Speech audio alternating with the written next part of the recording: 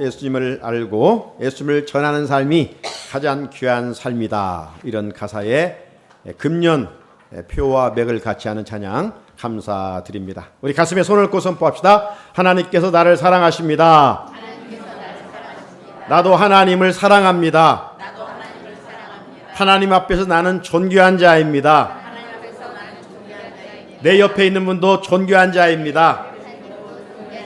사랑합니다. 축복합니다. 온실의 화초는요, 보기에는 참 화려하고 보기에 아름답습니다. 하지만 온실을 벗어난 화초는 오래가지 못하고 시들어 버립니다. 반면에 사냐에서 모진 비바람을 견디며 자라난 화초는 보기에는 좀 투박스럽지만 아름답지 않지만 오래 인내하면서 그 향기조차 또 그윽한 것을 볼 수가 있습니다. 이처럼 우리 기독교 역사는요, 온실의 화초와 같았을 때에는 기독교가 침체 상황에 이르렀습니다. 성도들의 영성은 심히 약해져 갔습니다. 세상에서 선한 영향력을 끼치지를 못했습니다. 그 결과 교회와 성도의 영적 권위는 한없이 추락하고 말았습니다. 반면에 사냐에 핀 꽃과 같았을 때에는 교회와 성도들이 세상으로부터 모진 고난과 환난과 핍박을 받았음에도 불구하고 교회는 교회다워지고 성도들의 영성은 더 깊어져 갔습니다. 왜 그랬을까요? 성도들이 고난과 환난 중에 하나님을 찾고 하나님을 가까이 하고 하나님께 부르짖었기 때문입니다.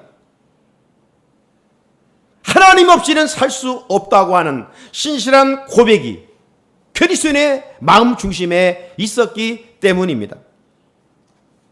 그 결과 교회는 자연스럽게 부흥이 되었습니다.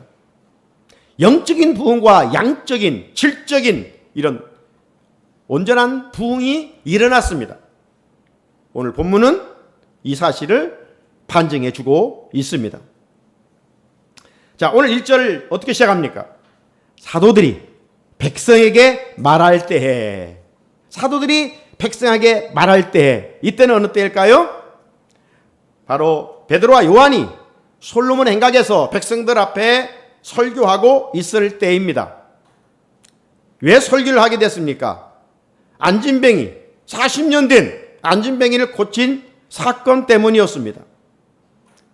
백성들은 베드로와 요한이 그들의 능력으로 안진뱅이를 고쳤다라고 생각이 돼서 지난주에 살펴본 것처럼 사도들을 주목하고 있었습니다. 도대체 저 사람들은 어떤 사람인데 이런 능력을 행할 수 있을까? 안진뱅이를 걷게 하다니.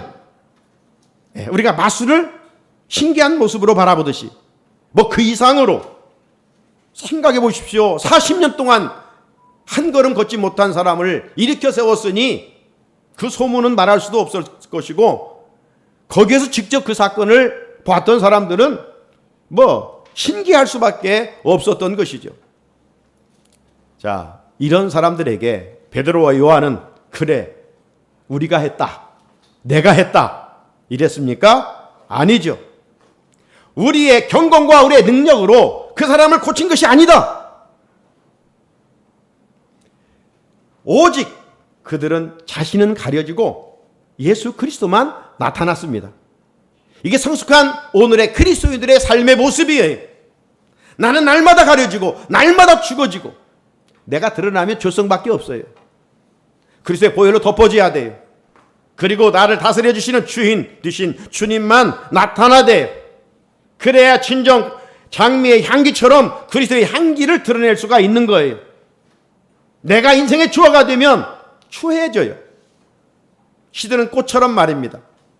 그런데 우리가 주님을 드러내면 사로내게 향기, 그 향기가 진동해서 나도 즐겁고 다른 사람의 마음도 기쁘게 할 수가 있는 거예요.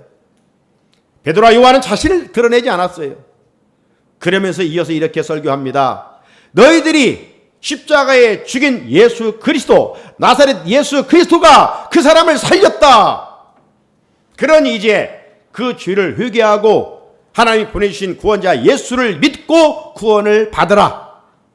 끝까지 믿지 않고 거부하면 백성 중에서 멸망을 당할 것이다. 종말론적인 선포를 하게 됩니다. 자, 베드로와 요한이 담대하게 백성들에게 부활하신 이 예수님을 전하게 되자 마음이 아주 불편한 사람들이 있었어요. 네? 어떤 사람들이었을까? 바로 종교 지도자들이었습니다. 1절에 보면 나오죠? 제사장들과 성전 맡은 자와 사두개인들이 이르러. 여기 크게 세 종류의 사람이 등장합니다. 여기 제사장들은 누구입니까? 이 제사장들은 당시 최고의 종교기관이었던 산헤드린 공회의 권력자들입니다. 이들은요, 성전 예배의 모든 것들을 다 주관하는 자들이었어요. 그런데 합법적인 권위도 없는 베드로와 요한이 성전에서 백성들을 모아놓고 연설하는 것을 보니까 저것은 자기들의 권한을 침해하는 것이라고 판단을 해서 기분이 좋지를 않았어요. 자기들만이 주어진 기득권을 가지고 성전에서 설교할 수 있는데, 아니 저들이 누군데 감히 허락도 없이 성전에서 설교를 하다니, 연설을 하다니 기분이 상했어요. 그런데 더 불편한 진실이 있었어요. 제사장들을 힘들게 하는 불편한 진실은 뭐냐? 그 사도들이 부활하신 예수를 전하는 거예요. 십자가에 죽은 예수까지만 전하면 그래도 괜찮겠는데 십자가에 달린 예수를 뛰어넘어 부활하신 예수를 전하는 거예요. 여러분, 예수님을 죽인 사람들이 많이 있지만 앞장서서 예수를 십자가에 못 박아 죽인 사람들이 바로 종교 지도자들이었던 제사장 그룹이었습니다. 이들은 항상 복음 전파의 방해자가 되었고 적대 노릇을 하였어요. 마태복음 26장 3절 4절을 보면 그때 대제사장들과 백성의 장로들이 가야바라 하는 대제사장의 관정에 모여 예수를 흉계로 잡아 죽이려고 의논하되.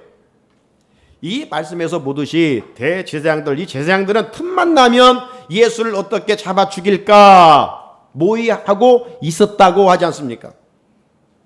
선한 계획을 세워야 사람이 악한 계획을 세우면 되겠습니까? 종교 지도자들인데. 그런데 어떻게 하면 예수를 죽일까? 이런 생각을 했어요. 그런데 십자가에 달려 죽은 예수가 다시 살아났다고 전하니 저들의 마음 막 불안한 거예요. 저들의 속으로는 그럴 리 없지. 뭔 죽은 사람이 살아나? 예수가 아무리 능력을 행했지만 어떻게 우리가 죽은 것도 무덤에 묻힌 것도 봤는데 어떻게 살아나? 아니 그런데 평상시 그가 살아난다고 했단 말이야? 아니 또 지금 살아났다고 본 제자들이 막 전하고 있네? 이러니까 마음이 불안했어요. 기분은 막 상했어요. 나빴어요. 여러분, 악을 행한 자의 마음은 평안할 수가 없어요. 마음에 기쁨이 찾아올 수가 없어요. 그러므로 우리가 말씀대로 살 때 하늘에서 주는 샬롬의 은혜와 평강이 있게 되는 거예요. 세상에서 물질이 많다고 마음에 평안이 임하는 게 아니에요. 주인과 연결되어 있을 때, 하나님과 연결되어 있을 때 그 피조물이 그 안에서 주시는 샬롬의 평강이 임하는 거예요. 자, 제사장들뿐만 아니라 또 찾아온 부류 중에는 성전 맡은 자도 있다 그랬죠? 문자적으로 보면 성전의 장입니다. 성전 수비대의 우두머리라고 할 수가 있죠.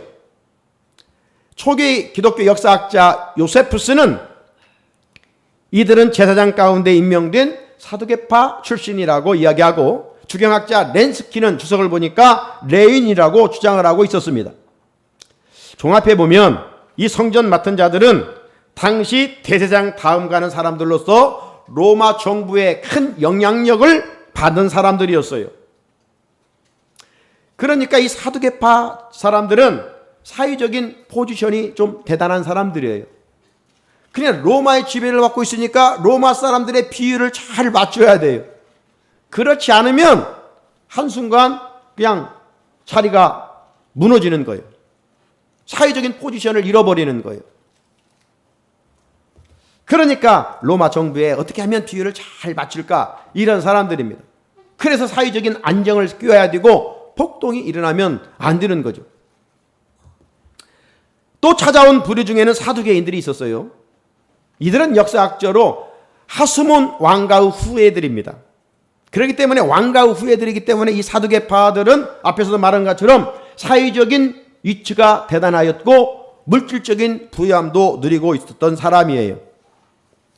이렇다 보니까 이 사두개인들은 종교적인 면에서는 하나님은 인정하되 초자연적인 것들은 부정하는 경향이 있었어요. 예를 들어서 천사를 믿지 않았어요. 영도 믿지를 않았어요. 부활도 저들은 믿지를 않았어요. 반면에 같은 종교인의 그룹에 있지만 이 율법을 중시하였던 제사장 그룹에 속해 있었던 이 바리새인들은 영도 믿고 천사도 믿고 부활도 다 믿었어요. 그러니까 정치적인 일에 대해서는 늘 하나가 됐는데 이 영적인 면에서는 늘 충돌했어요.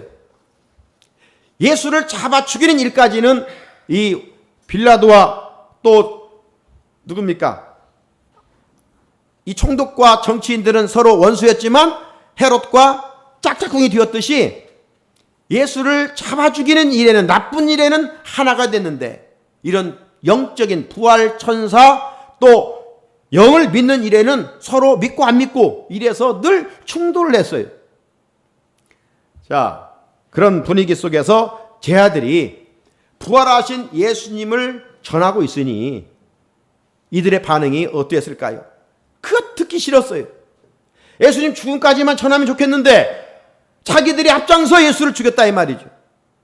그런데 예수님이 부활하셨다 이렇게 전하니까 막 듣기가 싫었어요. 자, 2절에 기록되어 있어요. 2절에 예수 안에 죽은 자의 부활이 있다고 백성을 가르치고 전함을 싫어하여. 우리 어떤 싫어하는 일이 있잖아요. 우리도 듣기 싫은 이야기가 있죠. 제발 그 이야기 그만하라. 지긋지긋하다. 좀 듣기 싫다. 그런데 오늘 이 종교인들이 지긋지긋하게 듣기 싫은 것이 있었는데 그건 뭐예요? 제 아들이 예수님의 부활을 전하는 거예요. 부활만 전하지 않았으면 제 아들은요 고난받지 않았어요.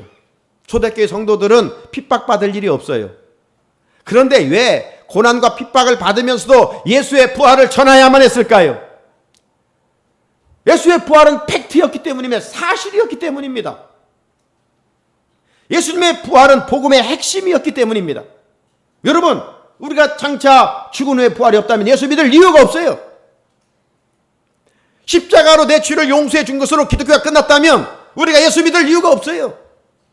대충 사는 거예요. 좀 선하게. 그래, 종교인이니까 남다른 악을 행하지 않고 좀 그렇게 사는 거예요. 뭐 내 유익을 위해서. 남이 어떻게 되든 말든.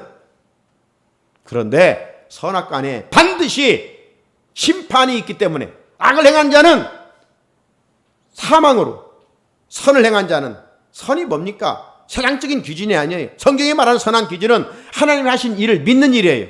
하나님이 하신 일이 뭐예요? 이 땅에 예수를 보내주시고 그 예수를 믿는 자, 그가 선한 거예요. 도덕적인 개념이 아니에요. 영적인 개념이에요. 가장 가치 있는 일이 복음을 전하는 일이듯이, 그래서 가장 아름다운 삶은 하나님 보내주신 예수를 믿는 것이 가장 선하고 아름다운 일이에요. 그래서 성도가 아름다운 거예요, 우리가. 그리고 이것으로 끝나는 것이 아니라 장차 하나님이 예비해 놓으신 부활의 영광에 참여하는 놀라운 은혜를 있기 때문입니다. 예수 믿는 것은 이 땅에 잘 먹고 잘 살고 남보다 뭐 탁월한 삶을 살기 위해서 예수 믿는 게 아니에요. 처음은 그렇게 믿을 수 있어요. 우리 자녀가 잘 뛰기 위해서, 건강하기 위해서, 아픈 병이 낫기 위해서 기복적인 신앙으로 출발을 할 수 있지만 그것이 끝끝내 예수를 믿는 지가 오래됐는데도 여전히 내 육신의 욕망을 위해 예수를 믿는다면 그 집은 모래 위에 지은 집으로서 언젠가는 무너지게 돼. 이미 우리는 다 엄청난 은혜를 입은 자예요. 그래서 범사에 감사하고 살아갈 이유가 여가 있는 거예요. 세상 사람들은 이해할 수 없어요. 그러니까 성령의 사람은 그렇게 살아야 할 이유가 있는 거예요. 기억할 것은 마귀는 진리를 전하는 것을 싫어하고 거짓을 전하는 것을 좋아해요. 거짓의 아비니까.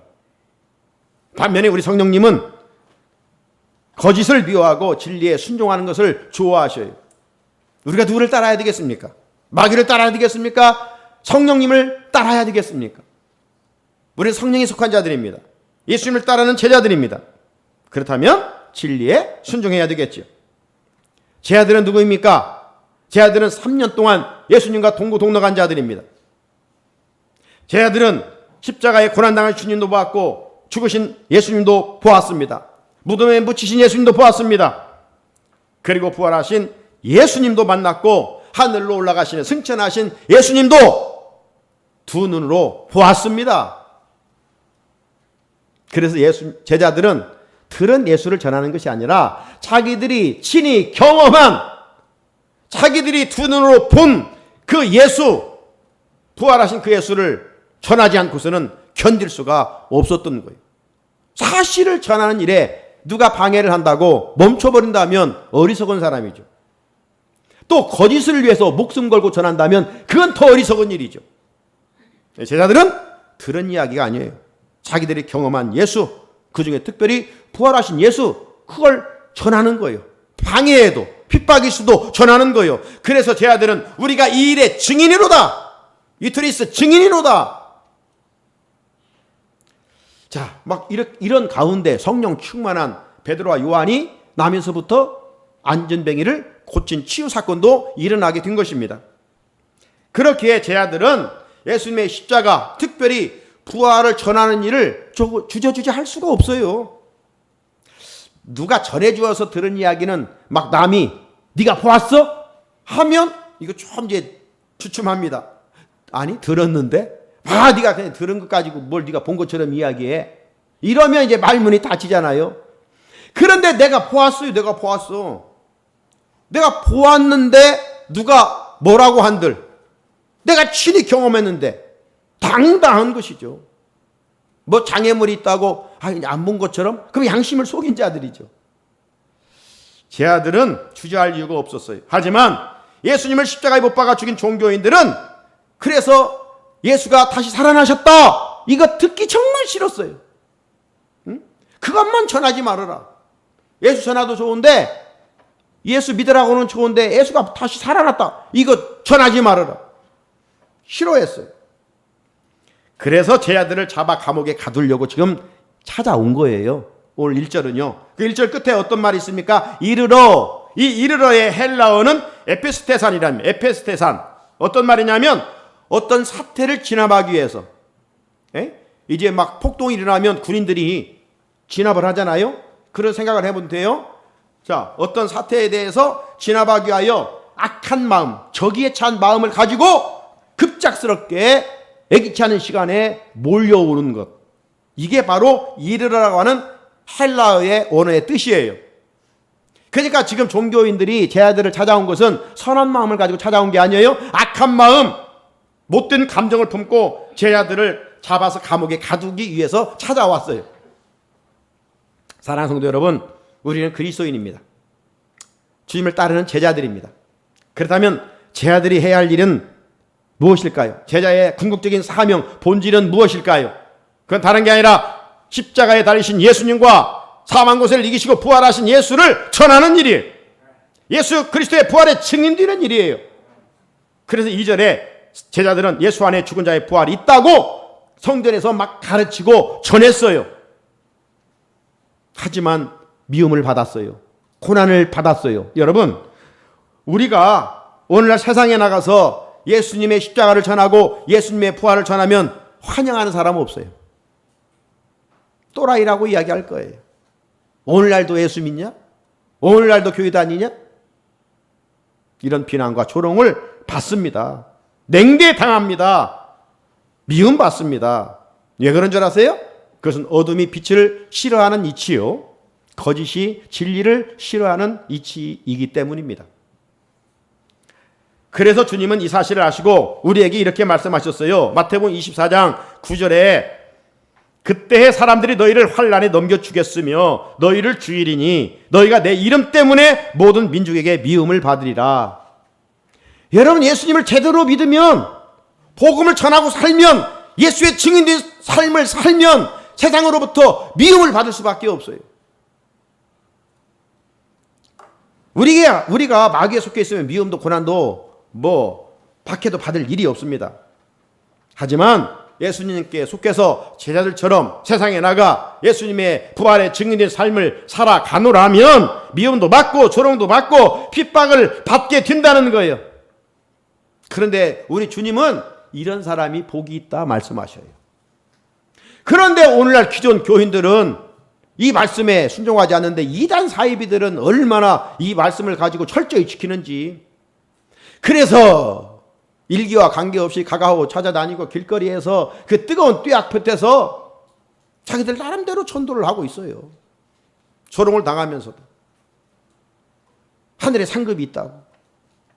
진정 이 말씀을 믿어야 할 우리들은 그런데 이제 너무 신앙의 매너리즘에 빠져서 예수 부활의 증인 누가 조금만 하면 거스린다고 그냥 입을 다물고 그 좋은 보배를 전하지 않아요. 그러니까 주님이 뭐라고 해요? 듣든지 아니 듣든지 전하라.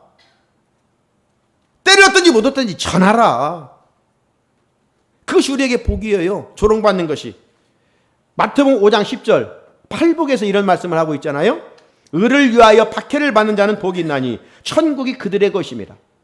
예수님 때문에 복음 전하는 것 때문에 고난 한번 받지 않는다면 진정 그 사람이 제자일 수도 없고 하나님 나라를 상속받을 수도 없다 이 말이죠. 여러분, 우리 집안에 좋은 소식이 있는데 가만히 입 다물고 있을 사람이 어디가 있어요? 예수는 보화예요. 그 무엇과도 바꿀 수 없는 보화예요. 그런데 그 보화가 내 안에 있는데 그냥 부끄러워서 일체 입을 열어 전하지 않는다면 그건 분명 믿지 않는 거예요. 그잖아요? 네. 우리는 주님의 부활의 증인으로 살아야 됩니다. 왜? 천국을 소유한 자의 사명이기 때문입니다. 자, 그런데 세상은 환영하지 않아요. 오늘 본문 상황도 그렇습니다. 그래서 제자들이 부활을 전하자 종교인들이 찾아와가지고 제자들을 드디어 옥에 가둡니다.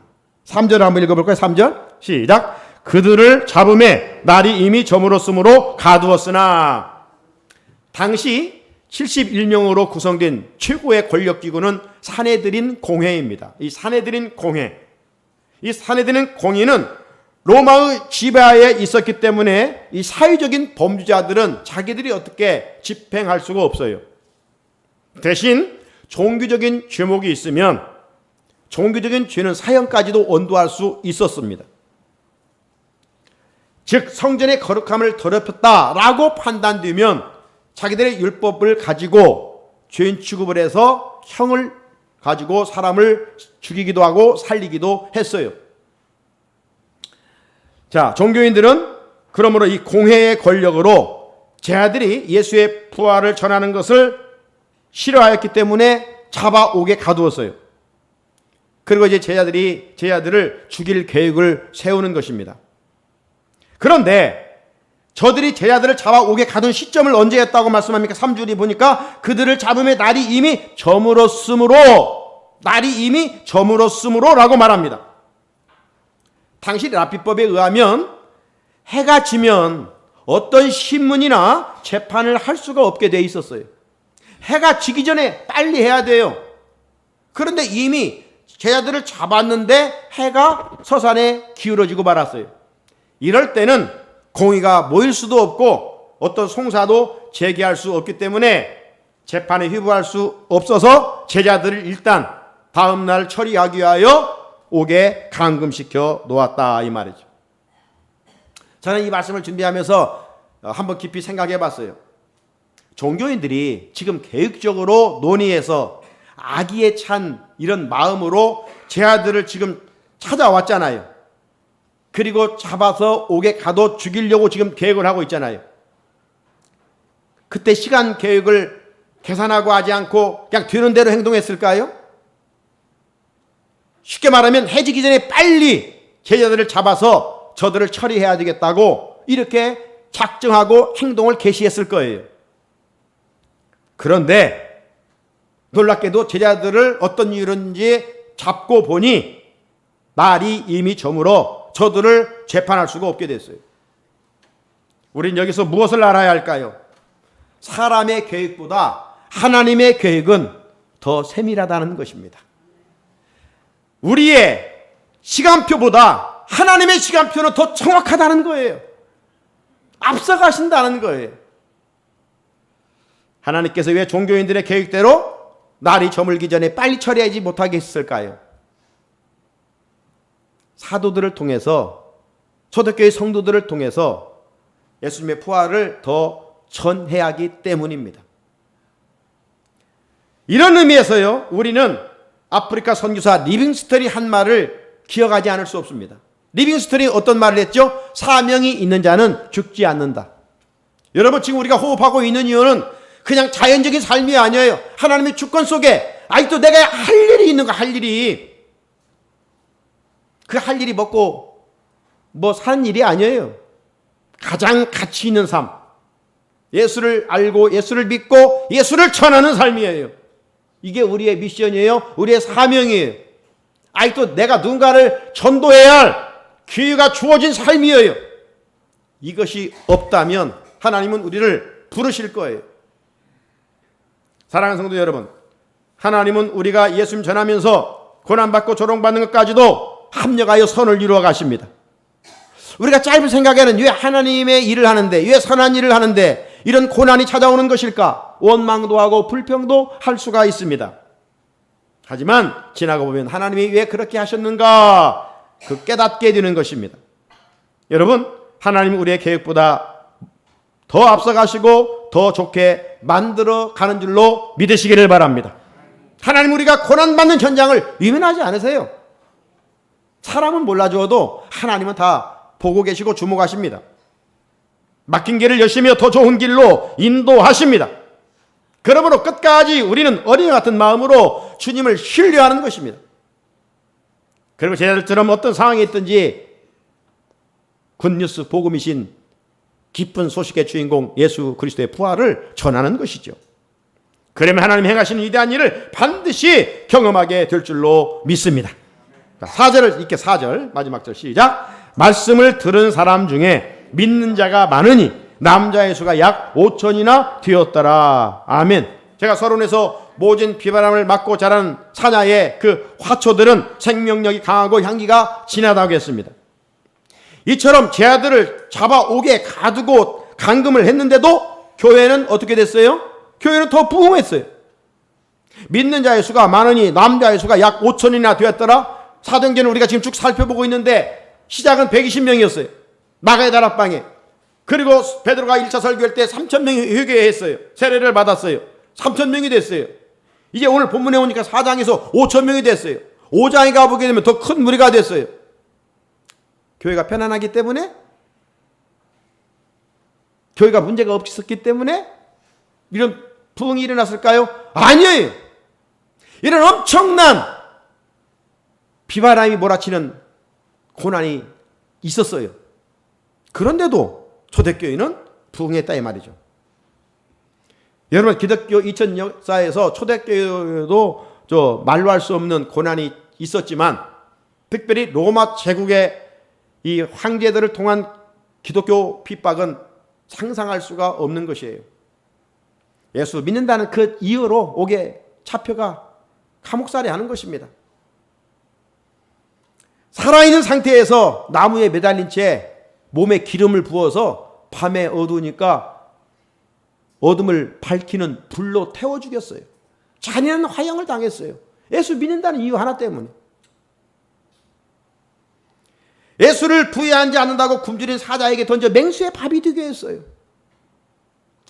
콜로세움 가면 엄청난 큰 운동장이 있잖아요.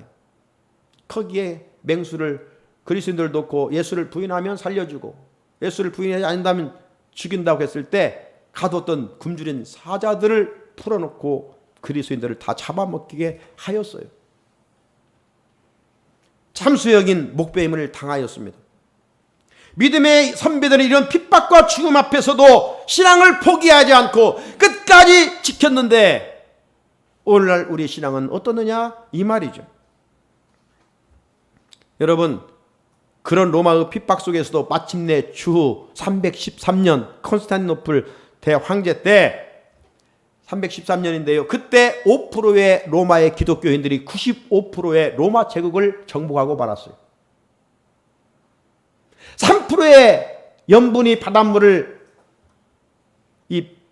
오염시키지 않고 정결하게 하는 것처럼 소수의 진정한 예수의 부활을 믿고 있었던 5%의 성도들이 불신자 95%를 정복해서 이제 기독교화된 나라가 로마인 거예요. 그래서 하나님이 이미 로마는 모든 길을 다 닦아놨잖아요. 세상은 다 로마를 통한다고 그랬잖아요. 그래서 전 세계로 복음이 확장될 수 있었던 것입니다. 반면에요, 또 95%의 기독교였던 저 구소 러시아 95%가 정교입니다. 기독교 국가입니다. 그런데